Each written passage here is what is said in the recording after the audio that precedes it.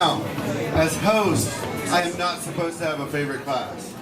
But with these little guys, I cannot help myself. Indeed, with their cute smiles, adorable dancing, and witty little lines, they had me taken from the moment I saw them. Does this have anything to do with the fact that they are my class? Well, maybe. They are the koalas, named after one of Australia's most iconic animals. And these little wonders from down under have dressed up like doctors and nurses to tell us the importance of eating fruit. These guys and gals are a magical bunch. And by the end of the show, you won't need a stethoscope to let you know your heart has been completely stolen away. 接下来的节目是小班 koala 班的表演。今天 koala 班将装扮成医生和护士，他们要提醒我们吃水果的重要哦。我们赶快来欣赏由 Teacher Daniel 和 Teacher Caroline 共同指导的 koala 班带来的 An Apple a Day Keeps the Doctor Away。以热烈掌声欢迎 koala 班。